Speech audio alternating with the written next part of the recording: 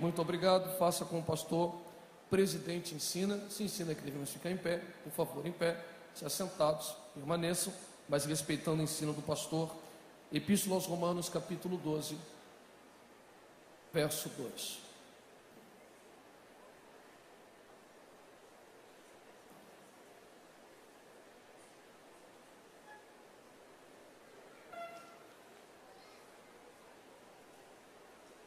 Os que encontraram, digam amém. A parte A é o suficiente. E não sede conformados com este mundo, mas sede transformados pela renovação do vosso entendimento. E não sede conformados com este mundo, mas sede transformados pela renovação do vosso entendimento. Se você puder e quiser, você diga amém. Quando lemos as epístolas, o que notamos na sua leitura? Notamos e percebemos que temos a capacidade ou a possibilidade de dividirmos as epístolas em duas partes, em dois conglomerados. E damos um substantivo a estas partes. A primeira epístola nós podemos denominá-la de paulinas. E a segunda nós podemos chamá-las de gerais ou universais. O texto, o conteúdo, ele é muito similar. As epístolas tratarão, por exemplo, de assuntos a dogmas, liturgia, ética, moral e etc. No entanto, a metodologia do ensino se difere. O substantivo deixa muito explícito a epístola, por exemplo, paulina, escrita por Paulo, tem um método diferente no seu ensino. Paulo trata de assuntos específicos para igrejas específicas. Dou um exemplo. Quando lemos as epístolas paulinas, percebemos que as epístolas têm um endereço específico. Epístola aos Romanos, epístola a Corinto, epístola a Filipe, epístola a Timóteo, Tito, e aí vai. Qual é o pensamento paulino? Pegar a igreja e tratar desta igreja em assuntos específicos. Obviamente, por exemplo, na epístola que lemos, a qual Paulo não teve a oportunidade de ir visitar esta igreja, ainda que seja estranho falar igreja, porque a igreja romana não era uma igreja organizada como esta, ou como a de Corinto, ou a de Filipos, mas era uma igreja, e Paulo, ainda que desejoso, não teve a possibilidade de ir, mas trata de assuntos específicos ligados a Roma, o que também não significa, quando eu uso esse termo específico, limitar o conteúdo das epístolas, restringindo a cada conteúdo vinculado a um endereço específico. Longe de mim fazer isso, quando o próprio apóstolo Paulo recomenda que as epístolas sejam trocadas, a fim de que haja leitura, a fim de que também proporcione crescimento ao todo. Mas a princípio, ou em teoria, as epístolas paulinas são mais específicas, tratando de forma específica de uma igreja. Coríntios, por exemplo, é um caso muito explícito disso. Há um comportamento da igreja de Corinto, de um jovem que está cometendo ações sexuais com a própria madrasta, e o apóstolo Paulo trata de forma específica daquela igreja, ainda também que não seja de exemplo para outros. As gerais universais são distintas, que também já deixa explícito no seu substantivo, no seu conteúdo, no nome que carrega. Por exemplo, dá-nos um exemplo, Carlos, de uma epístola geral ou universal, para que possamos entender o seu método de ensino. Primeira epístola de Pedro, no capítulo 1, verso 1. O apóstolo Pedro, ainda que use a expressão dispersão, que é uma expressão judaica, ele cita províncias romanas, o que nos faz crer que a direção ou intuito da escrita não é para tratar de uma igreja de judeus que se aproximaram de Cristo, mas de uma igreja gentílica, ou seja, pessoas que não tinham um relacionamento com Deus, que se achegam com eles, e ele não trata de uma comunidade, uma província romana em específico, como Paulo faz, mas abrange o todo.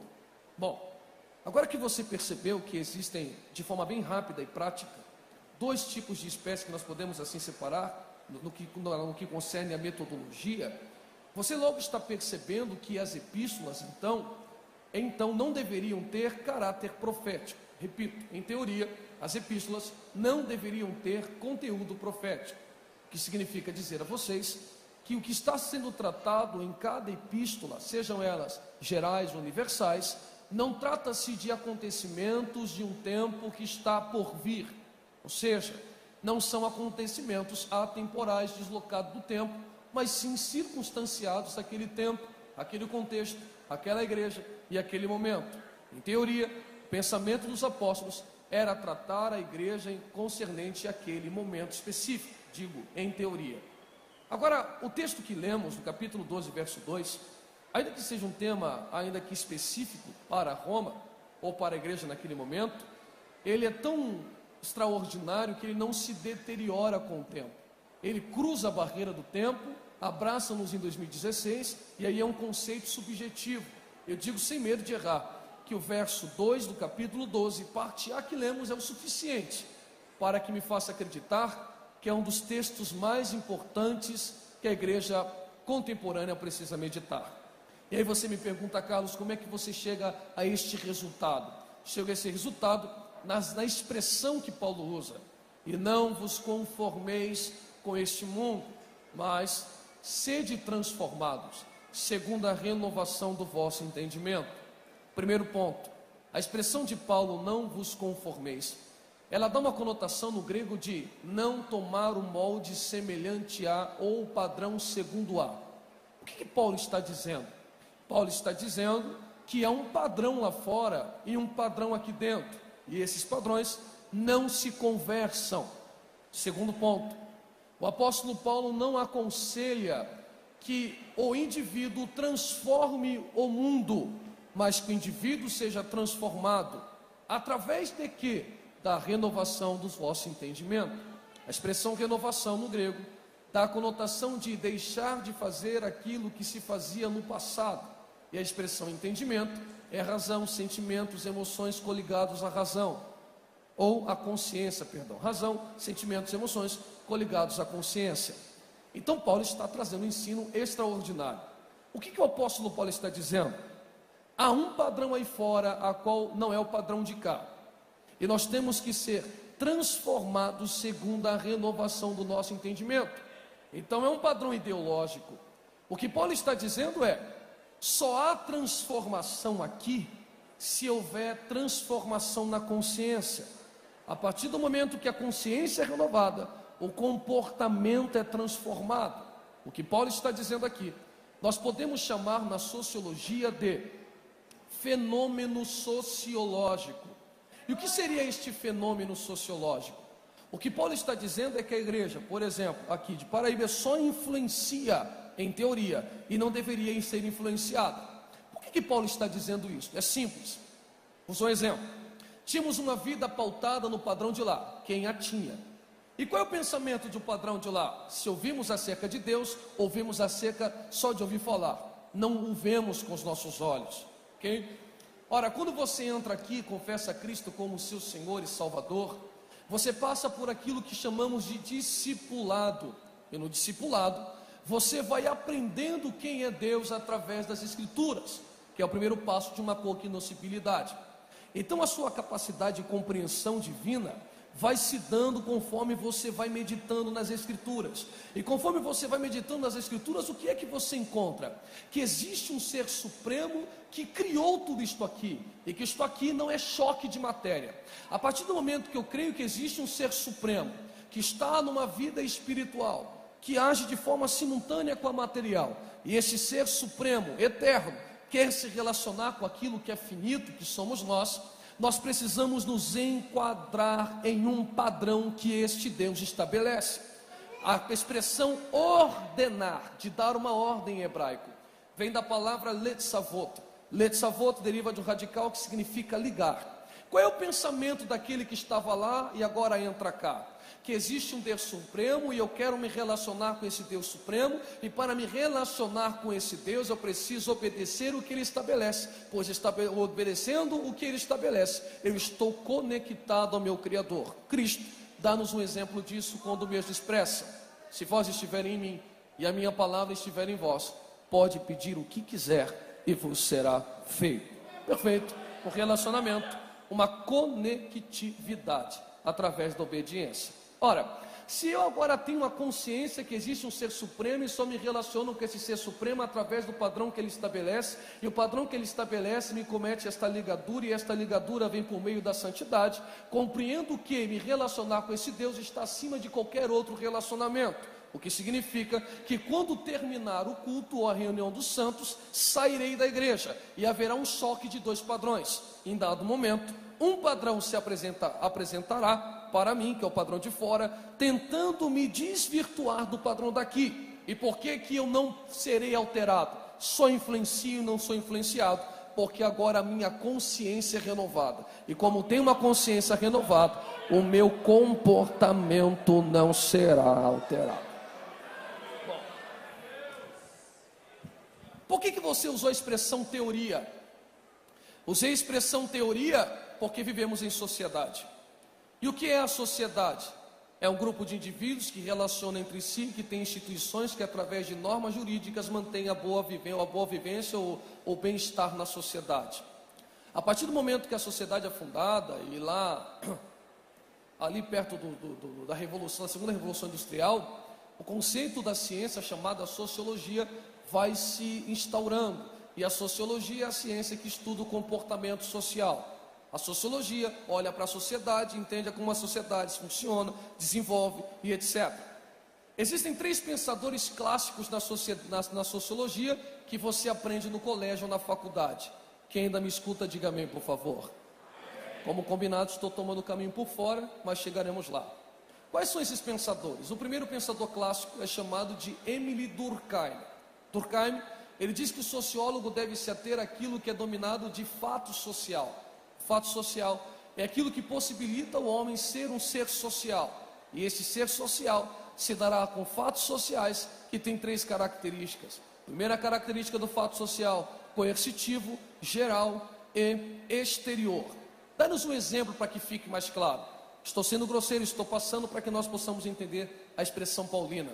Bom, um fato social, por exemplo, estou vestido. O fato de eu estar vestido já demonstra as características do fato social. Primeiro, é exterior. Eu não nasci sabendo me vestir. Foi ensinado através da educação. Então ele é exterior. Ele é antes do indivíduo, depois do indivíduo. Ele é coercitivo. Se eu arrancar a minha roupa, cometo atentado ao pudor, serei preso. E ele também é geral. Não se aplica só a mim. Todos que cá estão vestidos. Coercitivo, geral e exterior. Então ele diz: entenda o fato social e entenderá a sociedade. E para Durkheim, a instituição é que tem o poder da educação. Então por isso que ele usa a expressão de Comte: ordem e progresso. A instituição coloca ordem e a sociedade haverá um progresso. E esse progresso haverá através do fato social, que é mediante educação. Depois dele vem um homem chamado Karl Marx. Karl Marx ensina a infraestrutura e a superestrutura. Na cabeça de Karl Marx existe algo chamado de materialismo histórico. Para ele, para entender a sociedade, o homem deve ver aquilo que é concreto, que é o sistema socioeconômico. Presta atenção, o sistema socioeconômico, como os indivíduos se relacionam, mexe com algo chamado de superestrutura, ideias, políticas, normas, instituições, etc. Para Karl Marx, alterou o sistema econômico, altera todo o padrão da sociedade em suas ideias. Mexe no material para que a ideia seja alterada. E Max Weber, diferente, inaugura a sociologia chamada de compreensiva. A sociologia compreensiva, ela tenta investigar e dizer que as ações dos homens são carregadas de significados.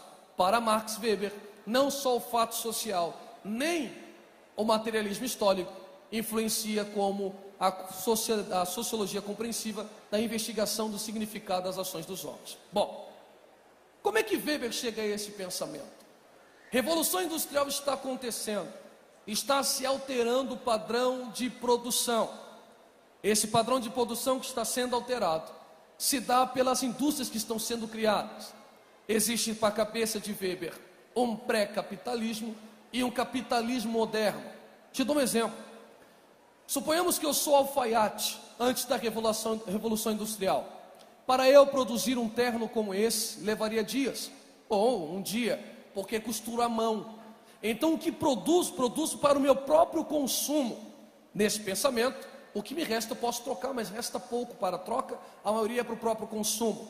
Nesse momento a Igreja Católica prega um pensamento chamado de pecado de usura. Estamos chegando na Bíblia. O que é o pecado de usura? No pensamento católico deste tempo, o pecado de usura se comete quando o homem passa a querer produzir além do que necessita. Então existe um ócio, um tempo vago. O homem trabalha e o trabalho não se mistura com a religião. Perfeito. O homem precisa de um tempo vago para buscar a Deus. Quando Lutero faz a reforma protestante, ele traz um conceito chamado de vocação. Para Lutero é diferente. Se Carlos sabe costurar porque Deus deu um talento para o Carlos. E quando o Carlos costura, não só costura para si, mas desenvolve um talento ao qual Deus havia lhe dado. E desenvolvendo esse talento, está adorando a Deus. Depois de Lutero veio Calvino, e Calvino disse: não, vai além disso, existe uma predestinação, os homens não escolhem a Deus. Pensamento calvinista que não é o meu. É Deus quem escolhe os homens através da graça irresistível. O mundo é criado por Deus para que os eleitos de Deus vivam no mundo, e os eleitos de Deus testemunham àqueles que não são eleitos a existência desse ser supremo. Nasce a pergunta: quem é os eleitos? E como os eleitos vivem? Para a mentalidade, segundo Max Weber escreve no livro Ética Protestante e o Espírito Capitalista, ele diz o seguinte: ora, está escrito na Bíblia Sagrada: o homem viverá do suor do seu rosto. O homem que não trabalha não deve se alimentar, não é digno do alimento. Partindo desse pensamento, trabalhar passa a dignificar o homem. O homem que trabalha obedece o que Deus estabeleceu, viverá do suor do seu rosto. Então trabalhar é bom e é uma forma de mostrar ao todo que eu amo tanto a Deus, que obedeço a Deus até no trabalho. Bom, quando isso começa a acontecer, nasce a sociedade capitalista. E no capitalismo, Weber entende que só na sociedade protestante o capitalismo está sendo aderido. E ele passa a entender que, se eu altero a tua ideia, eu altero o teu comportamento. O problema é que na sociedade capitalista, onde o calvinismo está vinculado ou é forte, o que acontece? Bom, Carlos Júnior não costura mais à mão. Carlos Júnior tem uma confecção de costura. Agora estou produzindo em excesso. E produzindo em excesso, não produzo só para mim, produzo para que todos possam consumir. E o capital só irá girar se alguém consumir aquilo que estou produzindo. Pergunto mais uma vez, quem está me ouvindo, diga amém, por favor. Amém. O problema é que os calvinistas não consomem em excesso, porque é uma forma de mostrar à sociedade, segundo Weber, que eles são eleitos. Eles ganham muito dinheiro, e o dinheiro que ganham eles guardam e não gastam além do necessário. E por que não gastam? Para mostrar a todos que o dinheiro não corrompe um eleito. Bom, no século XIX os homens começam a sair de Deus. O humanismo, principalmente o pensamento nietzschiano, vai crescendo, e a sociedade do consumo cresce do lado. Qual é a sociedade do consumo? A sociedade do consumo é a sociedade que acha utilidade no produto. Te dou um exemplo. Fiz 29 anos de idade na terça-feira agora. Quando eu ia comprar sapato com a minha avó, pastor presidente, a minha avó pegava o calçado e batia na sola do calçado e virava o calçado assim. E eu perguntava para minha avó: por que a senhora faz isso com o sapato? E ela diz: para ver se o produto é bom. Qual é o pensamento da sociedade do consumo? Eu não ligo para a marca, eu ligo para a utilidade e a durabilidade. Os mais antigos não ligam para a marca, ligam para a utilidade do produto. Só que em dado momento, os sociólogos não sabem explicar muito bem, alguns culpam o marketing, diz que nasceu a sociedade consumista. E no consumismo, eu não consumo por necessidade ou por utilidade, eu consumo por mero prazer. Ora, como o homem está se desligando de Deus cada dia mais, qual é o pensamento que se aflora lá? Sua vida é tão curta. E aí que minha vida é curta? Já que a vida é curta, o importante é que você tenha o máximo de prazer na vida. Com isso eu produzo as coisas e vou tirando a vida e a durabilidade do produto. Nasce a sociedade líquida. Te dou um exemplo. Você compra o iPhone 5, saiu o 6. Você nem pagou o 5, já quer o 6. Comprou o 6, já saiu o 7. Você nem pagou o 6, já quer pagar o 7. Saiu o 7, já saiu o 8. Você nem desfruta do 7, você quer o 8. Mas você já tem o 7. Por que você quer o 8? Porque na sociedade consumista, você virou mercadoria e você quer ser vendido. Ora, o ser humano quer ter tanto prazer que se ter o iPhone 5, quando tem o iPhone 7 é ficar para trás, eu não posso ficar para trás. Isso foi incutindo tanto na mente da sociedade. Tenho que ter prazer, tenho que ter prazer, tenho que ter prazer, tenho que ter prazer, tenho que ter prazer. Que o sociólogo disse, nasce a relação pura, e na relação pura, os homens passaram a tratar o outro homem do mesmo jeito que trata sapato, computador, relógio e roupa. Explica, o próprio indivíduo virou um produto para o indivíduo, e quando o indivíduo torna-se um produto para o indivíduo, você pergunta para a sociedade, quer casar? Ele diz, casar para quê? Eu quero ficar. E por que você quer ficar? Porque relacionamento de casamento é constituído no amor, o amor solidifica. E a ficada? A ficada é um objeto. Eu desfruto enquanto me dá prazer. Acabou o prazer, não tem mais relacionamento. Alguém está compreendendo o padrão de lá? Qual é a ideia de lá? Só quero ter prazer. Eu não quero casar com Cristiane. Cristiane é um pedaço de carne para mim, perfeito? Quando o corpo dela envelhecer, eu jogo ela fora. E por que jogar ela fora? Porque ela é um iPhone. Ela é um sapato, ela é uma camisa. Quando passa uma novinha, eu largo ela e troco por um produto. Só que isso entrou tanto na cabeça que chegou no meio religioso. E o padrão do mundo começou a entrar. O padrão do mundo começou a entrar. E como é que começou a entrar? Simples. Provavelmente você tenha de três cultos semanais, pastor? 3 cultos semanais, 2 horas de culto. Termina o culto, você vai para a sociedade. E a sociedade grita o que na faculdade? Prazer. Computador? Prazer. Televisão? Prazer. E como o crente passou a vir para a igreja? Tenho que ter prazer. Tenho que ter prazer. Tenho que ter prazer. Tenho que ter prazer. Queremos tanto prazer que se não tiver cartaz eu não vou para o culto. Porque aqui virou um cardápio. Se não for o pregador que eu gosto, eu não vou. Se não for o cantor que eu não gosto, eu não vou. Virou tanto um produto que Deus virou o garoto do McDonald's. Eu chego, sento, peço o que quer, ele tem que me dar. E se ele não der, eu largo ele. Por quê? Eu só quero prazer. Eu só quero prazer. Eu só quero prazer. O que é que o neopentecostal vive? Nós somos pentecostais tradicionais. Qual é o pensamento neopentecostal? Eu não quero casar com Deus. Eu só estou dando uma ficada. E como é que fica com Deus? Eu venho aqui, dou uma esfregada, vou embora e deito com pecado. Venho aqui, dou uma esfregada, vou embora, deito com pecado. Venho aqui, dou uma esfregada, vou embora, deito com pecado. E por que você deita com pecado? Eu quero prazer, prazer, prazer, prazer, prazer. Mas quero crer que esta noite, o padrão daqui não vai se alterar com um padrão de lá. Porque se alterando, ganharemos o pensamento de Judas. Pena que você não quer escutar mais. Quem quer escutar o resto, diga glória a Deus que eu continuo. Algumas pessoas ensinam errado. Vou chegar na aplicação. Judas é o homem do punhal. Nunca foi.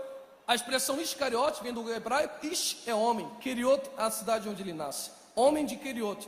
Dos 12 que andam com Cristo, ele é o único judeu. O resto, todos são galileus. Quem é Judas? Quando você olha ele administrando o dinheiro, supõe-se historicamente que ele é um escriba. Quem é o escriba? Naquele tempo, como se fosse um rabino, doutor da lei. No Antigo Testamento, quando Israel ainda tinha um sistema real, ao lado do rei ou dos filhos do rei, ele desfrutava de um privilégio ao ser respeitado tanto quanto os filhos do rei. Ora, segundo alguns anais históricos, a maioria dos historiadores dizem que Judas não foi chamado para andar com Cristo. Ele se convidou. Alguns historiadores usam um texto dizendo, historiadores sérios como o arqueólogo e pós-doutorado como Rodrigo Silva em Israel, dizem o quê? Que ele disse para Jesus, quero te seguir, e Cristo disse, quer vir? Venha, mas entenda que as aves do céu têm o seu ninho, as raposas têm o seu covil, mas o filho do homem não tem onde reclinar a cabeça. Qual é o pensamento de Judas? Ele olha para os seguidores de Cristo e vê que nenhum é escriba. Como nenhum é escriba, ele diz, ele tem o perfil do Messias. quando ele for rei em Israel, eu estarei do lado dele, desfrutando de um privilégio. Qual o pensamento de Judas? Eu só gosto de Cristo, porque Cristo pode dar o que eu quero. Consumista. Eu só ando com Cristo, porque Cristo pode dar o que eu quero. Ficante. Não dê o que eu quero, eu te troco por 30 moedas de prata. Conforme ele vai andando com Cristo, Cristo vai pregando aquilo que confronta o desejo dele. Ele diz que Jesus será o Messias, e o Messias judeus prega o Olam Tikkun, Olam Mundo Tikkun, restauração. A restauração do mundo se dará quando Roma caísse naquele tempo. E Jesus diz: dai a Deus o que é de Deus. Judas diz: esse é o Messias. E ele termina: dai a César o que é de César. Ele diz: não é o Messias. Eu vou morrer. Se você morrer, aonde eu me sento? Já que você não dá o que eu quero, eu te vendo por 30 moedas de prata. Já que não é o culto que eu gosto, eu te troco pelo Facebook. Já que não é a mensagem que eu gosto de ouvir, eu desfaço e vou tomar água. Já que não é o cantor que eu queria que o pastor trouxesse, eu vou ficar no WhatsApp conversando o tempo inteiro. Mas o grito do apóstolo Paulo chega em Paraíba uma vez: e não vos conformeis com este mundo, mas sede transformados. E quando eu sou transformado aqui, eu arranco o comportamento de Judas e pego o comportamento de Sadraque, Mesaque e Abidnego. E qual é o pensamento de Sadraque, Mesaque e Abidnego? Nabucodonosor diz assim: fornalha, tu vai morrer.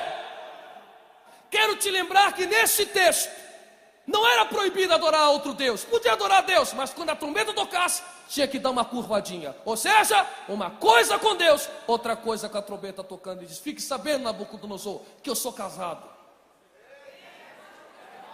Não entendi. Eu não dou uma ficadinha com Deus.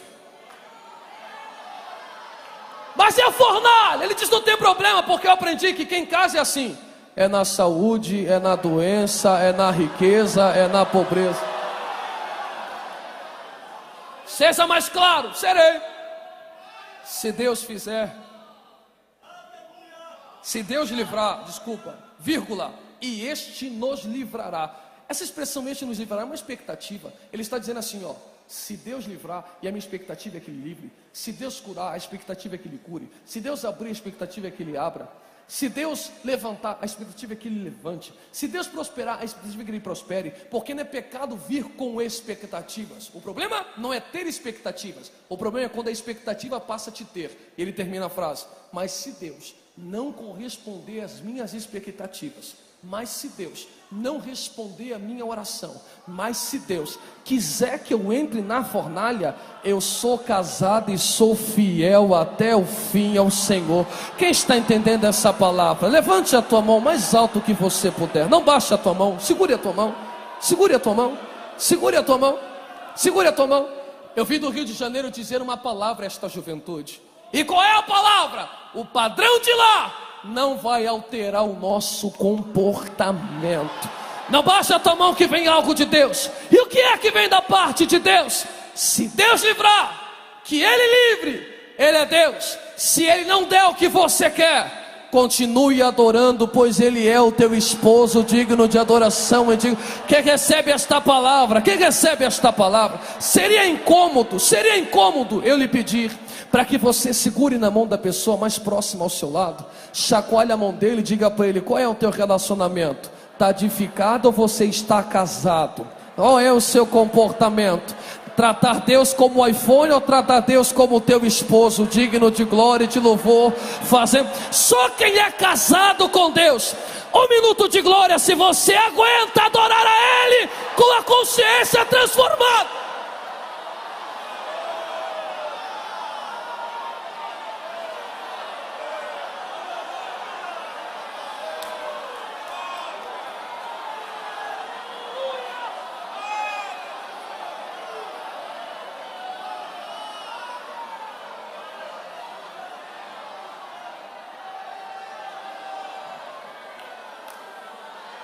Os neopentecostais estão tão perdidos que eles acham que a mão de Deus está só onde há cura, só onde há estas coisas, quando na verdade a mão de Deus está quando o maior milagre acontece, que é a conversão e a transformação de uma vida.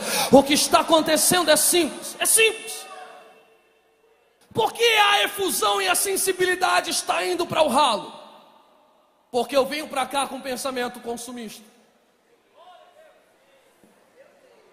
Só que eu me lembro, tinha um cantor no Rio de Janeiro que usou uma expressão que a princípio eu não concordei muito, mas quando eu fui ver é uma verdade. Ele disse: glória a Deus não é para qualquer um.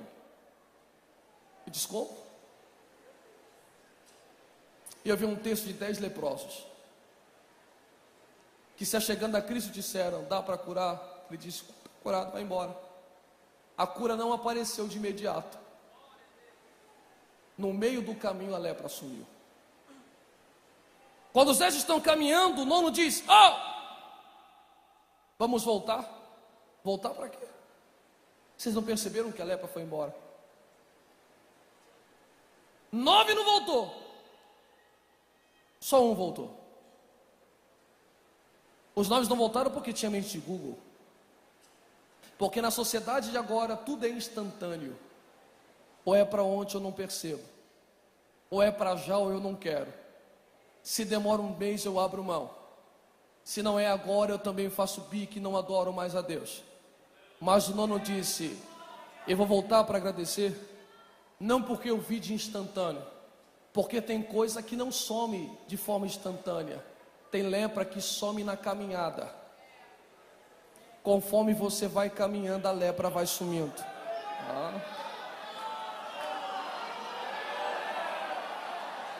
Me perdoe o visitante, de forma nenhuma quero ser ofensivo, de forma nenhuma, mas talvez você não consiga compreender por que esta igreja é tão barulhenta.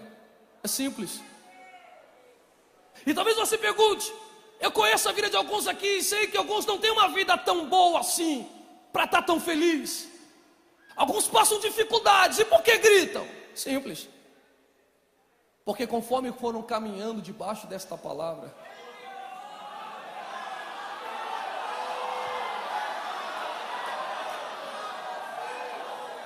a lepra foi saindo. Quem mentia parou de mentir. Quem se prostituía parou de se prostituir. Quem adulterava parou de adulterar. E aí que carro, dinheiro, relógio, posse, fama é consequência. O importante é que eu vou morar no céu e sou grato pela transformação de Deus. Oh, glória a Deus, era para ser melhor do que esse, mas eu vou chegar aonde eu queria. O que você quer dizer com isso? Simples. Abacuque dá um grito: Deus, por que o injusto sofre na mão o injusto manda no justo? Por que essa inversão de valores? E Deus disse: olha, por causa disso, disso, daquilo. E ele pergunta de novo: Senhor, mas se o Senhor usar os babilônicos ou os caldeus para tratar do povo, é a mesma coisa usar pano de engraxate para lavar prato, é o sujo tratando do imundo, está errado. Ele diz: ó, percebi que você não quer resposta, você precisa de um tratamento, eu vou te dar um conselho: o justo viverá pela fé.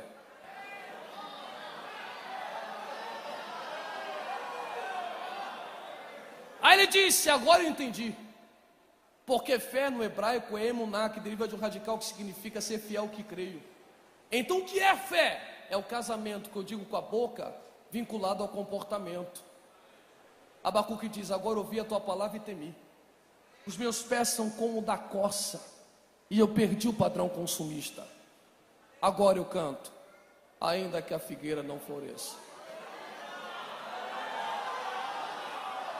não haja fruto na videira, e o produto da oliveira minta, ainda que as ovelhas sejam arrebatadas e as vacas sumam dos currais. Quem deu glória a Deus é que está entendendo, está compreendendo? Mas eu vou explicar, a minha função é explicar. O que Abacuque está dizendo? Simples. Abacuque vira para Babilônia e diz: vem, Babilônia, pode tomar tudo que é material. Leva a videira, a figueira, a oliveira, o gado, leva tudo aquilo que é o básico para o meu sustento, pois ainda que tudo que é material vá embora, todavia, sou casado, me alegrarei no Senhor. exultarei no Deus da minha salvação. Pastor Agábio, a expressão exultar no hebraico vem da palavra gul. Gul significa rodopiar, influenciado por uma forte emoção. O que o texto está dizendo? Simples. Eu tenho tanta fé que mesmo que aquilo que é material vá se perdendo, eu giro de emoção na presença daquele que tem todo o poder. Era para você estar com a mão levantada para receber esta palavra que vem da parte de Deus. E o que Deus está dizendo para você? Simples, o padrão de lá não entra cá. A partir desta noite, queira Deus que não passe desta noite com dinheiro, sem dinheiro, por cima, por baixo, sorrindo, chorando, avançando, retrocedendo, não tem importância. Nós exultaremos no Deus da nossa salvação, pelo que Ele é e não só pelo que Ele pode nos dar. Quem pode adorar ao Senhor teu Deus, adore esta noite.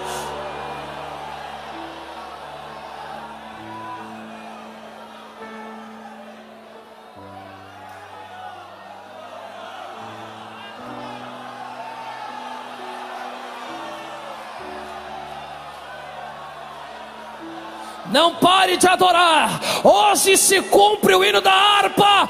Eis que surge o povo forte, revestido de poder, que não teme nem a morte quem a é. Cadê o povo forte de Deus? Abra a boca para adorar. Somos casados com Ele.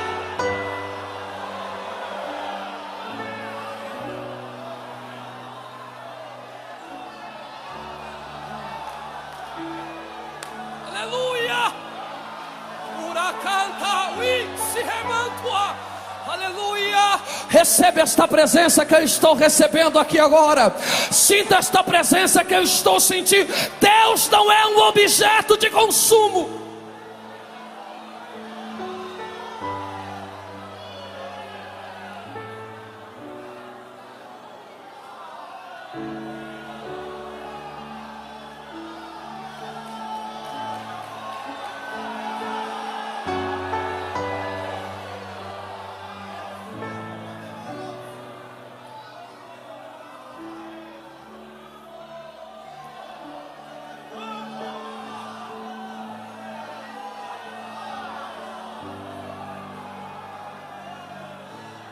Eu preciso avançar.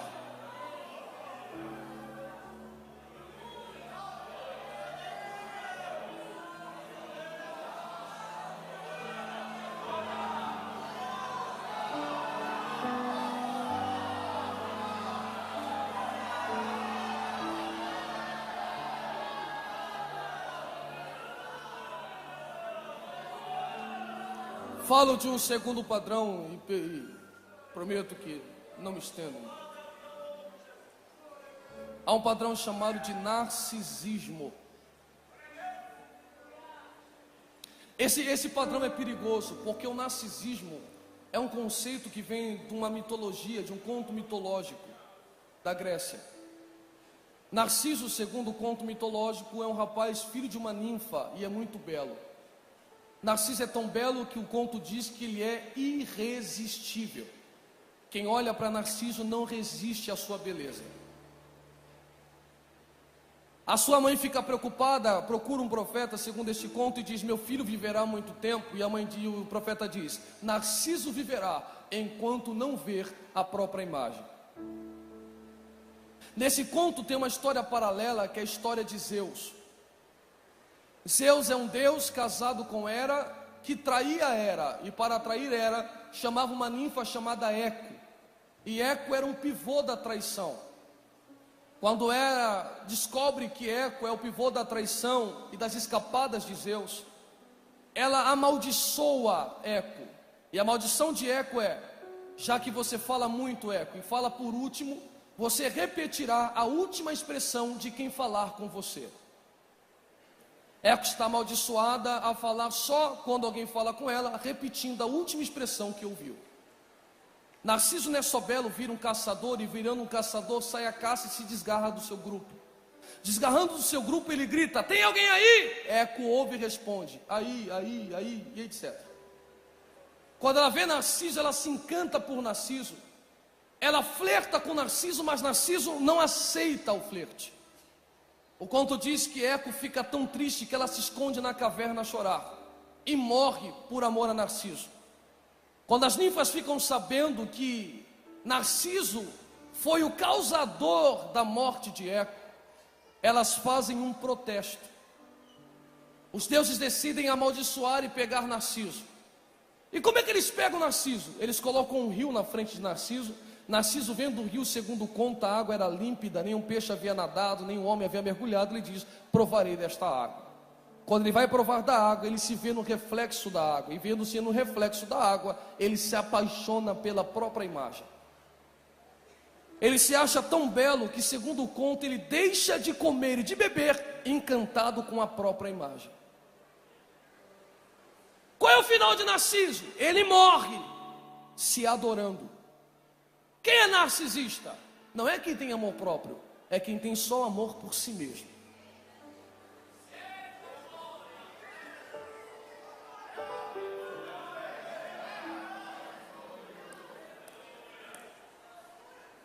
Não é, por favor, entenda a minha expressão, não é pecado, é um sintoma. Qual é o sintoma? Eu entro no avião e eu vou para o restaurante, eu chego na igreja e eu vou, acaba o culto e eu não quero registrar o momento, eu quero que isso que está sendo registrado me gere curtida, porque se eu não for curtido, ninguém mais pode ser curtido.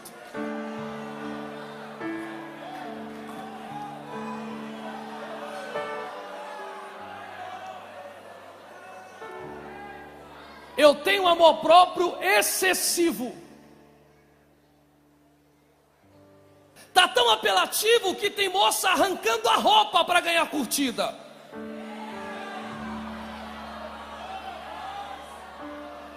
Porque quem não tem cérebro, que resta o pedaço do corpo.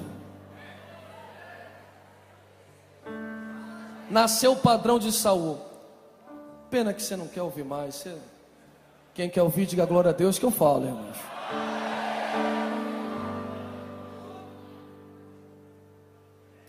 Qual é a geração de Saul? Narcisista.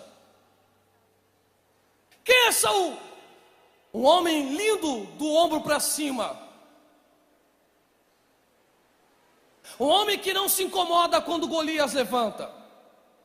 Porque se incomodasse, ele ia ter enfrentado Golias.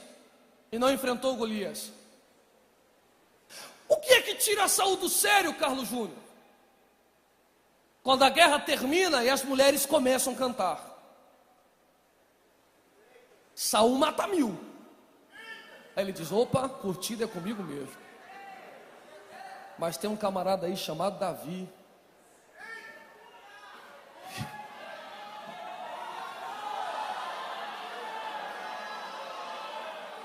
Diz: como é que é? Quem? Chegou agora? Não, aqui não fica. Ele já perdeu a unção. Samuel disse: teu reino foi rasgado. Ele disse: perdi a unção? Perdi, mas o trono eu não perco. Porque se eu perder isso aqui, eu perco a curtida. Se eu perder a credencial, eu perco a curtida. Então eu não me preocupo com o reino, eu preocupo com o meu próprio bem-estar. Enquanto não mexer comigo, está tudo tranquilo. E não vos conformeis com este mundo, mas transformai-vos segundo a renovação do vosso entendimento. E qual é o entendimento aqui? Que não é cada um por si, é um por todos e todos pelo reino de Deus. Davi tem a mente trocada. Davi nunca teve muita curtida porque sempre foi franzino. Quando recebe o Espírito e mata Golias, lá na frente ele peca com Betseba. Quando ele peca com Betseba, Natan disse: acabou, meu amigo. Da historinha do homem que roubou a ovelha do homem pobre, tu és este homem. Ele ajoelha. E diz: pois ficarei vivo, ficará vivo. Já que eu estou vivo, não tem problema, pode levar a coroa. Davi, se você perder a coroa, você perde a cortina. Ele disse: não tem problema.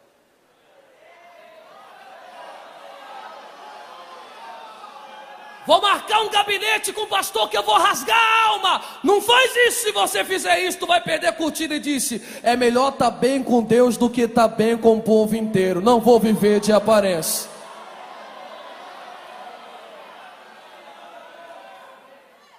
Por que você vai largar tudo isso? Simples. Porque quando eu não tinha trono, eu já tinha o Espírito. E como eu já desfrutava do Espírito há muito tempo, eu entendi que quem tem o Espírito não precisa muito de microfone. Que quem tem o Espírito sabe esperar o tempo. Se Deus levanta, se o pastor escolher para esse ano, escolheu. Se não escolher para o outro ano, fique para o outro ano. Mas eu já tenho o Espírito de Deus e sou grato por ter esse Espírito. Quem tem a consciência trocada não se importa. Quem canta, quem prega, quem pula, quem toca, não me importa. Se é por benefício do reino, está tudo certo para a glória do Deus Pai. Deus disse: mata esse homem. Deus dá Saul na mão de Davi. Se Davi fosse da igreja pós-moderna, ele diria: a roda girou, meu amigo. Quem está em cima foi para baixo, quem está embaixo veio para cima. Agora é minha vez de te humilhar. Mas como é a consciência trocada, ele olha para Saul e diz: tu não és meu inimigo. Se eu quisesse, te matava. E por que não mata? Porque eu entendi que tudo é para o reino. E temos um rei nesse reino. E é ele quem levanta, é ele quem abate, é ele quem escolhe, é ele quem demite. Não estou brigando pelo trono. O que me irrita, Saul, é quando Golias se levanta para afrontar o povo de Deus. Quem tem mente trocada é assim: quem vai cantar? Sei lá, eu sei que estou no grupo e vou adorar a Deus junto. Mas você nasceu na igreja, ninguém te enxerga. Ninguém precisa me enxergar. Quem me enxerga é aquele que está sentado sobre um alto e sublime trono. Deus vai te arrancar do anonimato. E aqui é o hall da fama. Aqui não tem anônimo. O nosso Senhor Deus sabe quantos fios de cabelo tem na minha cabeça. E pouco me importa se eu vou ser conhecido ou pouco conhecido. Eu estou aqui para desembainhar a espada quando Golias se levanta para afrontar o povo de Deus. Se mexer com o povo de Deus, quem está entendendo essa palavra, levante as duas mãos assim que eu caminho para isso. As duas para receber. As duas para receber. E não baixa a tua mão. Não baixa a tua mão. Nós não seremos uma juventude e uma geração que vai se acovardar na presença de Golias. Nós não somos uma geração que vamos lutar para ver quem tem mais aparência, quem mata mais, quem prega mais, quem canta mais, quem toca mais, quem aparece mais, quem tem mais curtida. Nós não somos uma geração que faremos o nosso irmão de produto. Nós somos uma geração que cantará: é um por todos e todos pelo reino de Deus. Será que esta geração já chegou aqui em Paraíba? Cadê essa juventude que ama a Deus acima dos próprios interesses? Se não for incômodo, bata na palma da mão no mínimo de 3 pessoas e diga para ele: usa a tua unção para matar Golias, que o resto Deus faz. O resto Deus faz. Quem sopra o nome é Deus, quem levanta é Deus, quem escolhe é Deus, quem capacita é Deus, quem institui é Deus. Quem está recebendo já está adorando. Eu não.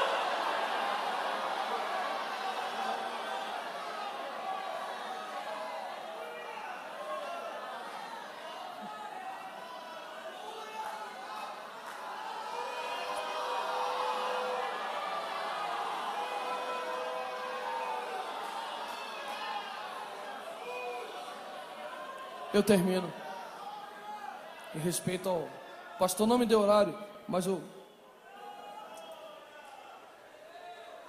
estranho, porque eu não fui criado nesse evangelho que está sendo propagado por aí. É estranho. Camarada solta cartaz o dia inteiro, posta vídeo o dia inteiro. Eu fui criado no evangelho de oração.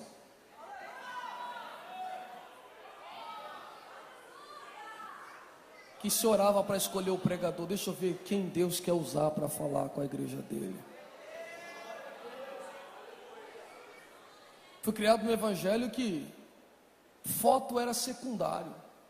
Do tempo para dentro, o celular desligado e o fogo pegando.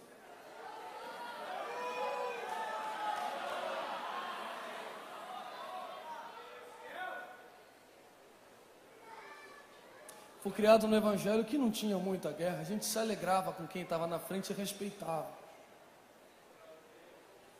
Parece que as coisas de fora estão entrando, a gente está se confundindo e se ofendendo. Por causa de trono, de cadeira e microfone. Mas eu termino te dizendo: nós não nos conformaremos com este mundo, mas seremos transformados. Eu vou repetir mais uma vez para você dar glória a Deus mais forte. Nós não nos enquadraremos no padrão deste mundo, mas seremos transformados. Vou repetir mais uma vez para que o diabo escute e respeite. O padrão de fora não vai entrar na igreja. É a igreja que vai tomar o padrão de fora para a glória do Deus. Abre a tua boca para exaltar o Cordeiro de Deus, se você aguenta.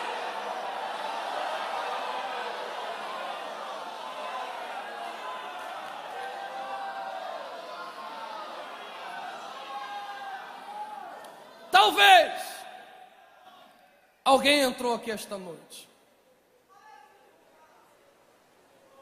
e se perdeu na caminhada, pensando que casamento é constituído só por felicidades. Tem as suas dificuldades, mas talvez o padrão do consumismo te levou a acreditar que aqui é só para ter e não ser. Hoje eu te apresento um evangelho que te dá a vitória, mas que a sua alma é o principal aqui dentro.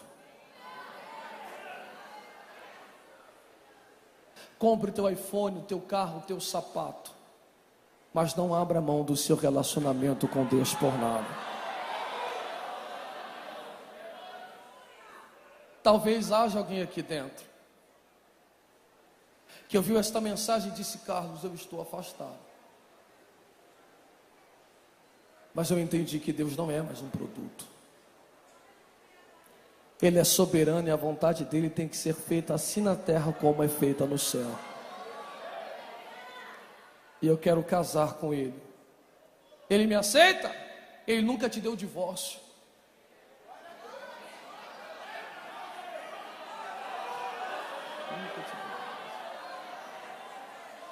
Onde está a primeira pessoa que quer levantar a sua mão e voltar para Jesus Cristo? Dê um sinal com a sua mão que eu quero abençoar.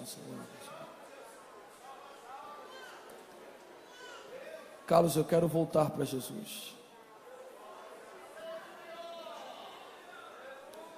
Eu quero voltar para o Evangelho. Carlos, eu quero aceitar a Jesus como meu Salvador, único e suficiente da minha vida. Onde está você? Dê um sinal com a sua mão. Está vindo a primeira vida ali. Você pode glorificar a Deus.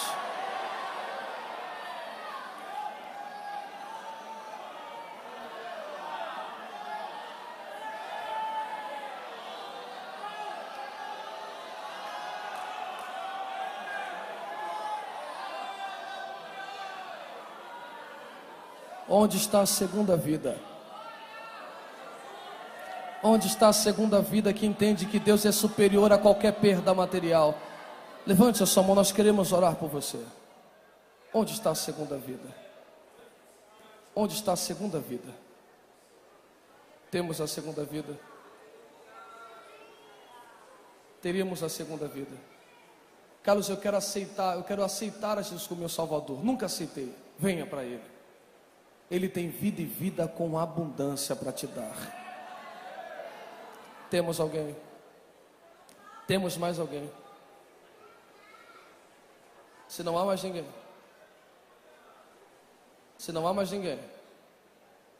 eu passo a minha oportunidade. Que Deus abençoe a sua vida. Que Deus faça essa mensagem uma verdade em vossa vida. e que o padrão do mundo não entre no padrão de cá, para a glória do nome de Jesus de Nazaré.